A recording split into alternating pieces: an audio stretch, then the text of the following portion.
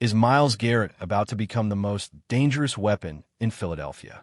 The rumors are absolutely exploding, and if Howie Roseman pulls this off, the rest of the NFL is officially in trouble. We aren't just talking about a minor roster tweak. We're talking about a potential league-altering acquisition that would change the entire power dynamic of the NFC. Before we dive into the details of this potential blockbuster, smash that subscribe button if you want the fastest, no-nonsense NFL updates on the planet. The Eagles were back on the grass in South Philadelphia for the first media open session of OTAs, and the atmosphere was electric. But for those of you who weren't glued to the updates, let's get you caught up on what actually went down. First off, let's address the elephant in the room regarding attendance. Yes, these sessions are voluntary, and we saw a few key names missing, including A.J. Brown, Lane Johnson, Jalen Carter, and others. But don't hit the panic button yet. Reports confirm that many of those same players were actually grinding through the first session earlier in the week. It's all part of the off-season flow. The biggest news from the field: the health updates. Seeing Cam Jurgens and Landon Dickerson back in full swing is massive. Both guys dealt with brutal injuries. Jurgens battling that back issue following the Super Bowl run, and Dickerson working through but they look like they're really dictates the defense. Add in the return of Andrew McCaba and Johnny Wilson, and this roster is starting to look scary healthy. If you think the quarterback room is set in stone, you might want to look a little closer at the pecking order. While Jalen Hurts is obviously the undisputed leader, we saw something truly unexpected during the rotation. Andy Dalton was taking second-string reps, pushing Tanner McKee to the third spot. Is this just a short-term experiment, or is there a genuine battle brewing for that primary backup role? The coaching staff is clearly putting the pressure on, and it's creating an atmosphere where nobody can afford to get comfortable. But the real talk of the town isn't just about the backups. It's about how this offense is evolving under the new vision. With A.J. Brown absent, the spotlight turned directly to Devonta Smith, and let me tell you, he looks like a man on a mission. He's carrying himself with a different kind of intensity. He knows the expectations are sky high, and he is preparing for a breakout 2026 campaign that could solidify him as one of the elite WR1s in the entire league. Johnny Wilson was also turning heads. Standing at 6'6", he was getting featured heavily in the slot, providing a massive target that defensive backs are going to have a nightmare trying to cover. If this offense can keep that kind of size mismatch in the middle of the field, it opens up everything else. Speaking of the offense, the influence of the new system is already showing.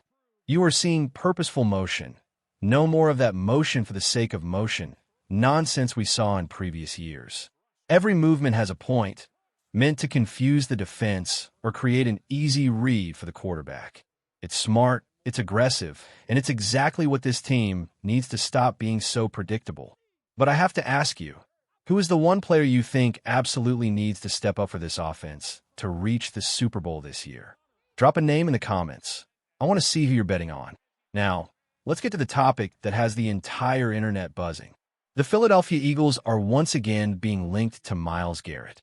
Look, I know what you're going to say. We just added pieces to the pass rush. Why do we need more? But you don't pass on the best non-quarterback in football. If you have the chance to pair a freak of nature like Garrett with the talent already on this roster, you do it. You don't ask questions, you just make the move. Reports are swirling that the Cleveland Browns might be heading toward a rebuild, and Garrett is the ultimate trade asset. Why? Because if they don't move him now, while his value is at an all-time high, they risk wasting his prime on a team that isn't ready to compete. Think about the contract situation.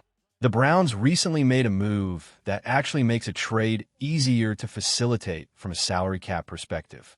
If they pull the trigger after June 1st, the financial hit becomes much more manageable for a potential suitor. Is Howie Roseman working the phones? You can bet your life he is. He's got that look in his eye again. The look of a general manager who isn't satisfied with good enough. What would it actually take to bring a defensive juggernaut like that to Philly? You're likely looking at a package involving multiple first-round picks. Some people will scream that it's too much draft capital to give up. But let's be real. You draft players hoping they turn into someone like Myles Garrett. Why gamble on a mystery box when you can trade for the finished, Hall of Fame product. If you have to trade away a future piece to secure a generational talent right now, that is a sacrifice you make. We've seen other teams make these aggressive, all-in moves, and it completely changes their defensive identity. Pairing Garrett with the rest of this defensive front would create a pass rush so lethal that offensive coordinators would need to call in sick just to avoid facing it. But here is the million-dollar question. If you were in the front office, would you pull the trigger on a massive 3 first-round pick deal for Garrett? Or are you staying the course with the current roster? I want a simple yes or no in the comments. Let's see where the fan base stands on this massive potential swing.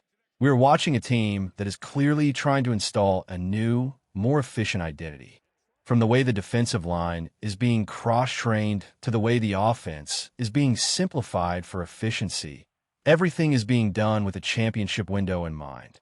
We saw some struggles, like with the development of Ty Robinson, who really needs to find his footing if he wants to stay on this roster.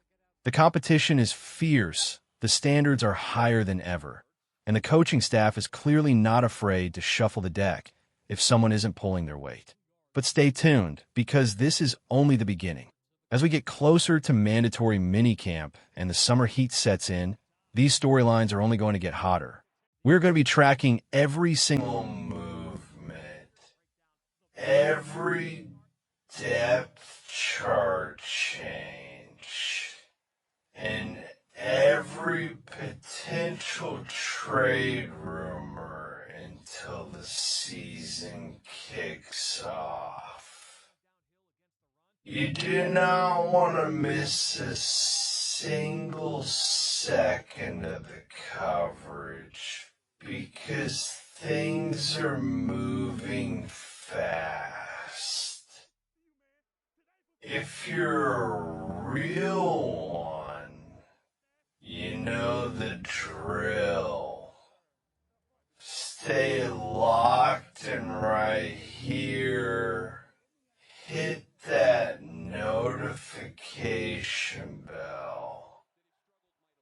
And keep the conversation going in the comments. We're building the best community of Eagles fans on the internet. And I appreciate every one of you for being part of this ride. The stage is set. The expectations are set. And now all that's left is to see how this team responds when the lights turn on. I'll see you in the next one.